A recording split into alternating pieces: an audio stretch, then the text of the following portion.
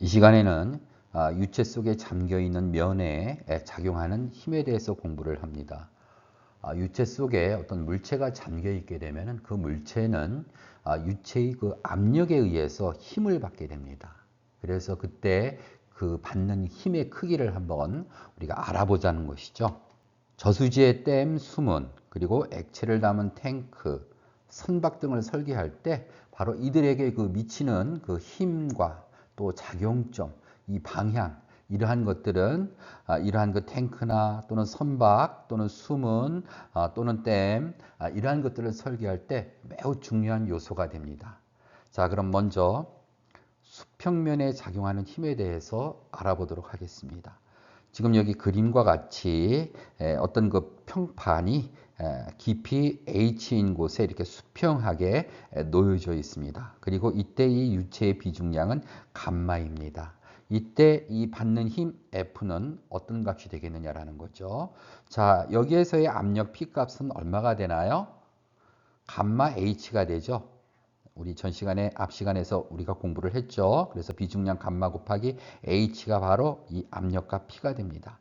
거기에다가 어떻게 하면 되겠어요? 면적을 곱해주면 되겠죠. 이 평판의 면적을 곱해주면 됩니다. 이 평판은 지금 어떻게 되어 있는 거예요? 이렇게 되어 있는 거죠.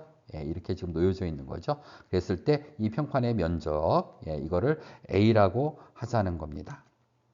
자, 그렇게 되면은 이 힘 F는 압력 곱하기 면적 PA 해서 어떻게 돼요? 감마 HA라고 하는 이 식으로부터 이제 구할 수 있고요.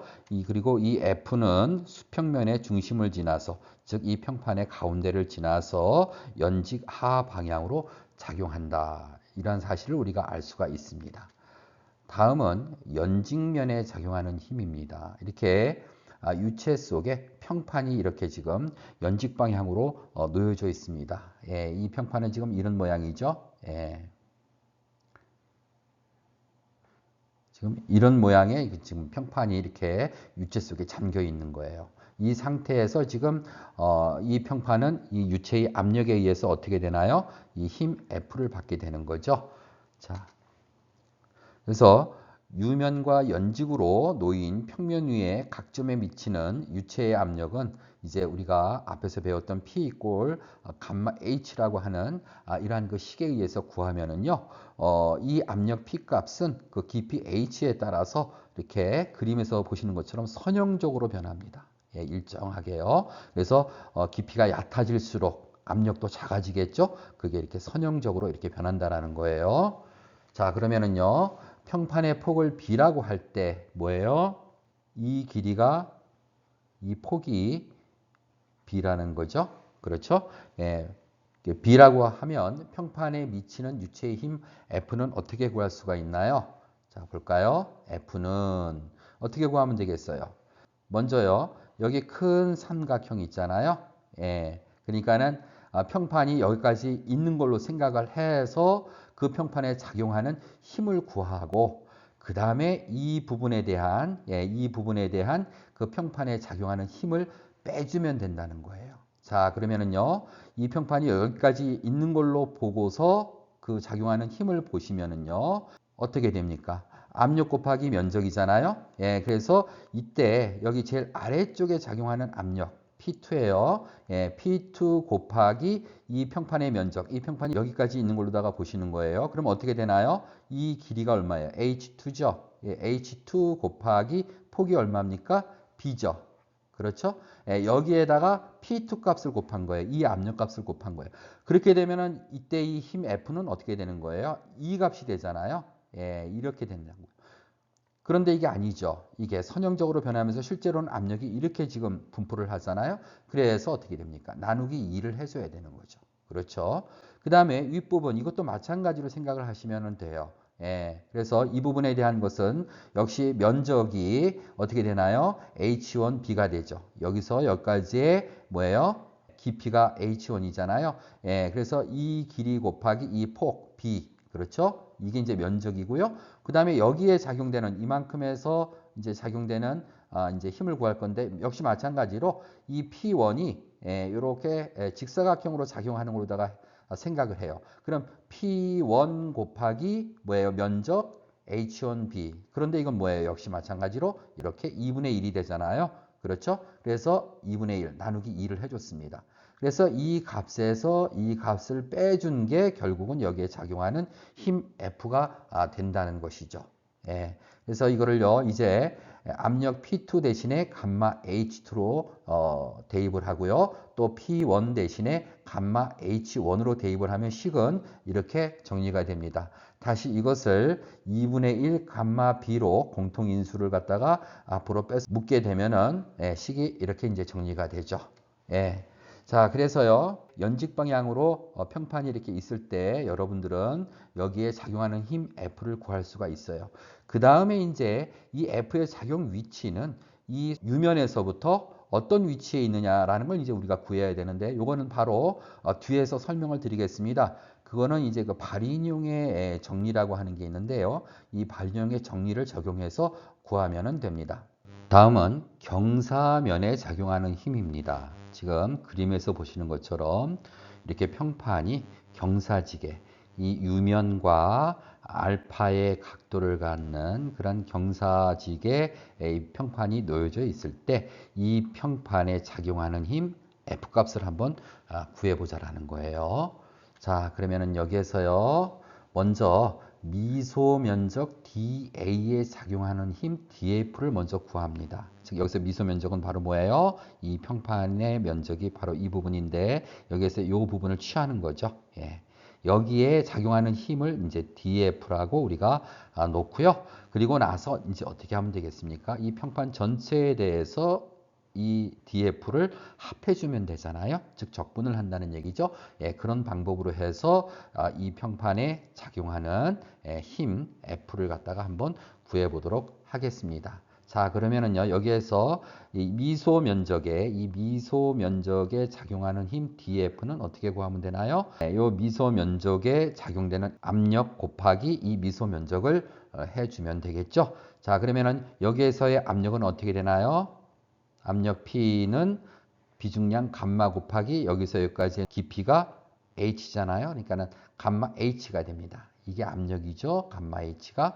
거기에다 어떻게 해요? 이 미소 면적을 곱해줍니다. 감마 HDA. 이게 여기 지금 미소 면적에 작용하는 힘이 됩니다. 자, 이 값을요, 이제 다시 또 이 Y 값으로 나타내 볼게요. 그럼 어떻게 되나요? 여기가 지금 알파잖아요. 그러면은 여기가 지금 H니까는요. 이렇게 이제 그림을 볼 수 있겠죠. 이게 H고요. 그럼 이 삼각형에서요. 그렇죠? 예, 이 삼각형에서 사인 알파는 그렇죠? 예, 사인 알파는 어떻게 돼요? 빗변분의 높이니까 빗변 이게 바로 뭐예요? 이게 Y잖아요. 예, 그러니까는 Y분의 높이가 H가 되는 거죠. H가 됩니다. 그래서 이 H 값은 뭐가 되나요? 사인 알파 곱하기 Y 사인 알파가 되죠. 예, 그래서 여기서 Y 사인 알파가 이제 H 값으로 이렇게 대체가 됐습니다. 자, 그러면은요, 이제 이 DF 값을 적분을 하겠다는 거예요. 다 더한 값이 이제 F입니다. 그럼 F는, 자, 이렇게 적분기호를 써서 나타낼 수가 있죠. 예, 이 DF를 면적 전체에 대해서 합한다, 적분한다, 라는 얘기예요. 자, 그럼 DF 대신에 이 값을 여기다가 이제 대입을 합니다. 예. 그리고 나서 여기에서 뭐예요? 감마하고 사인 알파, 이거는 뭐예요? 상수죠. 예, 그래서 상수니까 적분기호 앞쪽으로 빼고요. 그럼 남는 건 뭐만 남나요? y만 남아요. 예, 이렇게 됩니다. 자, 그런데 여기에서 이 인테그랄 YDA라고 하는 이 값은 여러분들이 그 재료역학에서 아마 공부를 했을 거예요. 자, 바로 이 OX축, 이 축에 대한 뭐예요? 단면 1차 모멘트 값이에요. 예. 그런데 이 단면 1차 모멘트 값은 어떻습니까? 평면의 그 도심을 y바라고 했을 때, 즉 여기에서부터 이 도형의 이 평면의 도심, 바로 G의 그 위치가 되겠습니다.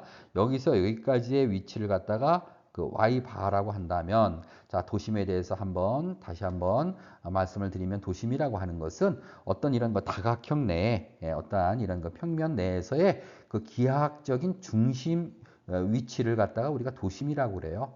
만약에 두께가 일정하고 질량이 균일하면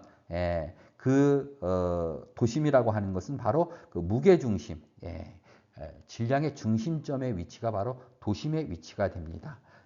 그래서 단면 1차 모멘트 인테그랄 YdA라고 하는 것은 Y 바 A, 그러니까는 여기서부터 여기까지의 뭐예요? 도심까지의 그 거리 Y 바 곱하기 이 평면의 면적, 전체 면적을 곱한 값이 된다는 거예요. 그래서 여기에서 이 값 대신에 이 Y 바 A를 갖다가 대입을 하게 되면 식은 어떻게 되나요? F는 자 감마 사인 알파에다가 어떻게 되나요? 여기다가 y 바 a가 이제 이 값 대신에 대입을 이제 이렇게 할 수가 있는 거죠. 그래서 이제 정리를 하게 되면은 여기에서요. 사인 알파 y 바 이 값은 또 어떻게 되나요? 여기서 여기까지가 뭐예요? 여기서 여기까지의 거리가 지금 y 바잖아요. 예, y 바예요. 예. 그리고 여기서 여기까지가 지금 h 바예요. 그럼 여기서 사인 알파는 어떻게 되나요? 사인 알파는 빗변분의 높이니까 y바분의 h바 이렇게 쓸 수 있잖아요. 예, 그래서 y바 사인 알파 이 값은 바로 뭐가 되는 거예요?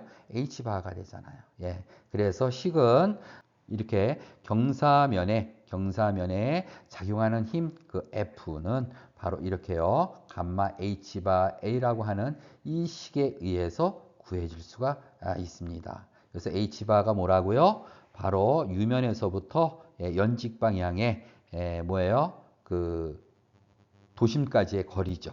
그죠? 도심이 여기니까요. 도심이 여기 있잖아요. 이 도심까지의 거리. 그게 바로 h바입니다. 자, 다음은 이 경사면에 작용하는 힘의 그 작용 위치 YF죠. 어떤 건가요? 바로 여기서부터 여기까지의 이 거리를 말합니다. 이 값을 말하죠. 이 작용 위치를 한번 구해 보도록 하겠습니다. 이 힘 F의 작용 위치는요. 발인용의 정리를 적용해서 구합니다. 발인용의 정리라고 하는 것은 뭐냐 하면은요. 어떤 축에 대한 불력의 모멘트의 합은 그 축에 대한 합력의 모멘트의 합과 같다라는 거예요. 자, 이거는 이렇게 이제 생각하시면 돼요. 모멘트라는 것은 힘 곱하기 거리의 값이죠. 그러면 이제 여기를 이제 그 축으로 했을 때 여기에서부터 여기까지의 거리 곱하기 여기에 작용되는 힘, 바로 뭐 DF가 되겠네요. 그렇게 되면 그 모멘트 값을 그 미소 모멘트라고 합시다. 이것을 갖다가 여기서부터 여기까지 전부 다 구해가지고 합하면 그 값은 바로 여기서부터 여기까지의 거리 곱하기 F 하는 거하고 서로 같다라는 그런 얘기입니다. 자, 그러면 한번 구해 볼게요.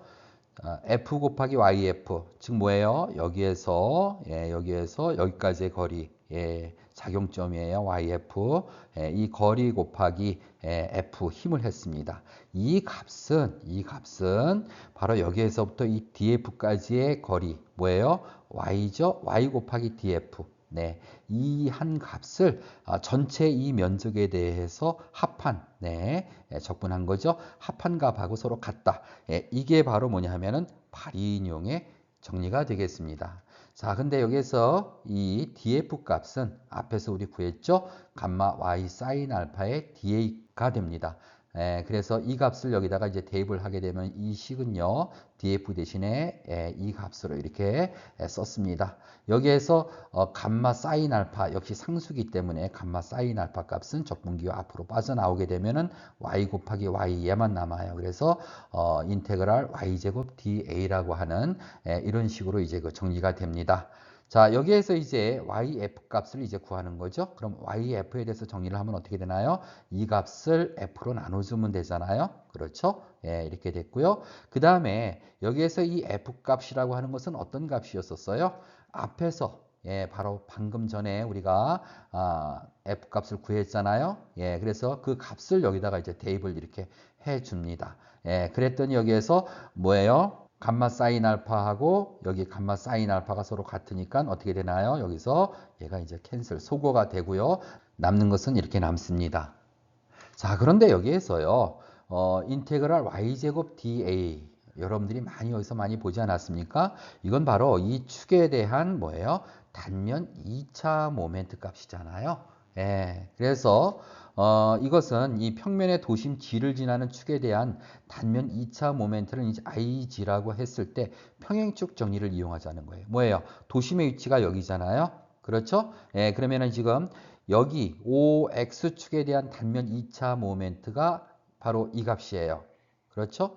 그러면은 여기 도심을 통과하는 축에 대한 단면 2차 모멘트를 알게 되면 이 축과 평행하게 떨어져 있는 이 OX축에 대한 단면 2차 모멘트를 우리가 알 수가 있다라는 거죠. 그게 이제 바로 뭐냐면은 평행축의 정리예요. 자, 그래서요, 이 IOX는 역시 여러분들이 재료역학에서 배웠던 내용입니다.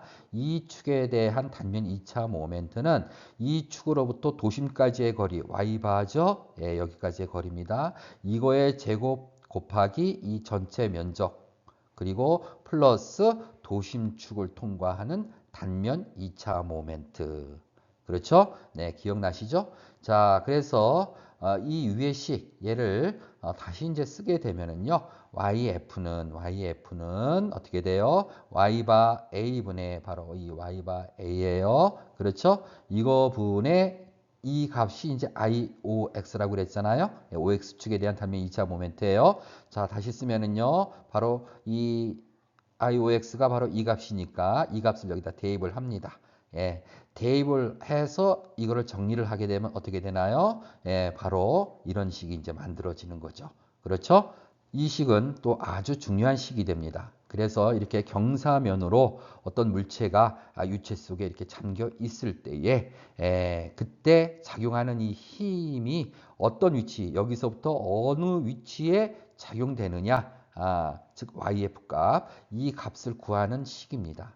그래서 여러분들께서는요, 이 식을 꼭 암기를 하고 계셔야 되고요. 그 다음에 도심축에 대한 회전 반지 이름을 K라고 한다면 이것도 재료역학에서 여러분들이 배웠을 것 같은데요. 회전 반경이라고 하는 것은 회전 반지름이라고 하는 것은 어떤 값을 갖나요? 루트 A분의 IG. 여기서 IG는 뭐예요? 도심축에 대한 단면 2차 모멘트예요. 그래서 이 값을 여기다 이제 대입을 한번 해볼게요. 그러면은 이 YF 값은 어떻게 되나요? Y바 플러스 어떻게 되나요? 루트 A분의 IG니까는 이건 어떻게 돼요? K의 제곱을 하게 되면 어떻게 되나요? 여기서 이 K의 제곱을 하게 되면은 이 루트가 없어지죠? 그래서 K의 제곱은 A분의 IG예요. 이 값이 바로 K의 제곱이 된다는 얘기잖아요. 그래서 식은 YF는 다시 또 회전 반지름 K 값으로 해서 이렇게 나타낼 수가 있습니다. 같이 해서 여러분들이 좀 기억을 해 주시길 바랍니다.